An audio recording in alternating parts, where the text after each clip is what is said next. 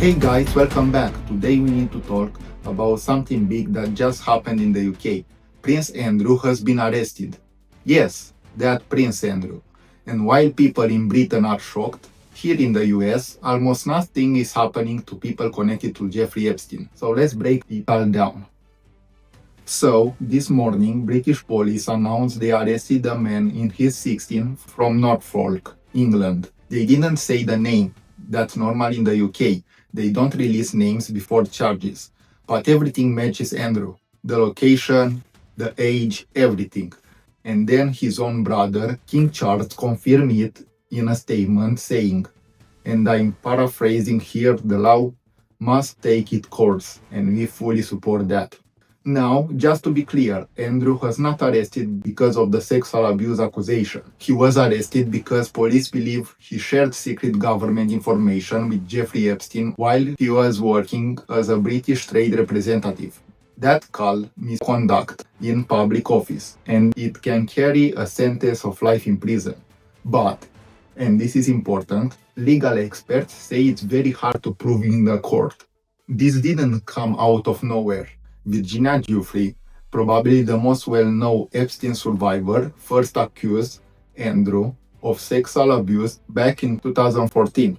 She said Epstein trafficked her to Andrew around 2001, and he was still a teenager. Andrew always denied everything. Then, in 2021, she sued him in the US. In 2022, Andrew paid around $60 million to settle without admitting anything. And only after Giuffre sadly took her own life last year did King Charles finally strip Andrew of his royal titles and kick him out of his royal home. So this arrest, it took a long time to get there. What pushes things forward were files released by the US Department of Justice on January 13. These documents include photos of Andrew and some emails. In those emails, Andrew appears to have sent confidential government briefings to Epstein, including sensitive information about investing opportunities in Afghanistan, things like gold and uranium. That's where the misconduct in public office charge comes from. And Virginia Giuffre's family responds to the arrest, saying, and I'll paraphrase, no one is above the law, not even royalty. Andrew has since been released from custody, but he's still under investigation.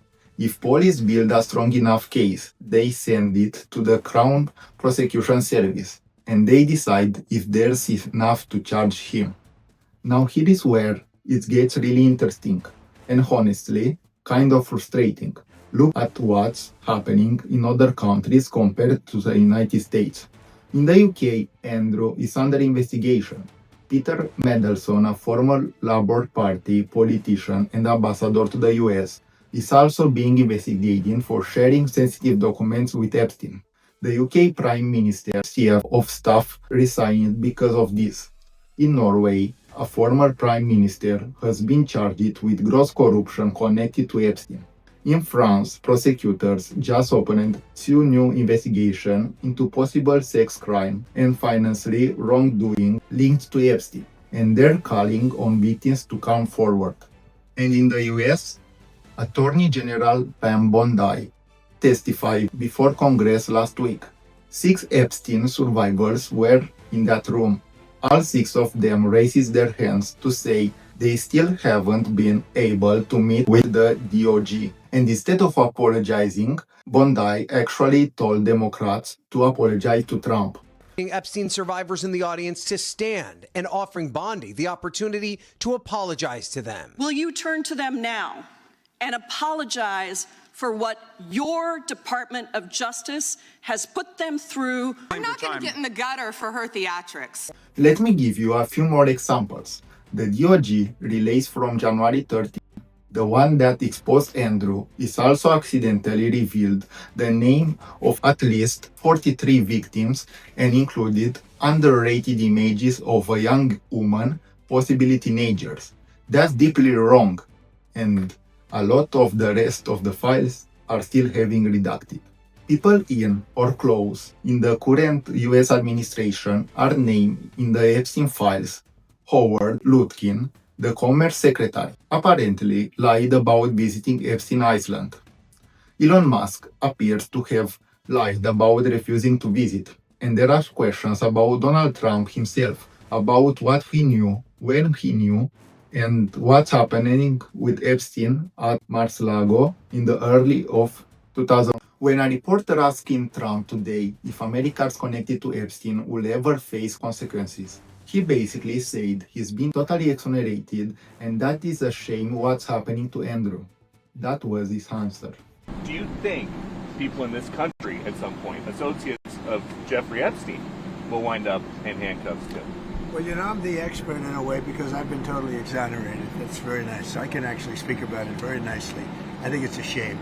I think it's very sad. I think it's so bad for the royal family. It's a very, very sad. To me, it's a very sad thing. When I see that, it's a very sad thing. To see it and to see what's going on with his brother, who's obviously coming to our country very soon, and he's a fantastic man, the king. So I think it's a very sad thing. It's really interesting because nobody used to speak about Epstein when he was alive, but now they speak. But I'm the one that can talk about it because I've been totally exonerated. I did nothing. In fact, the opposite. He was against me. He was fighting me in the election, which I just found out through the last 3 million pages. There are some US lawbreakers pushing for more action. Republican Thomas Massie said Andrew arrest proves that accountability is possible and called on the FBI and the Attorney General to act.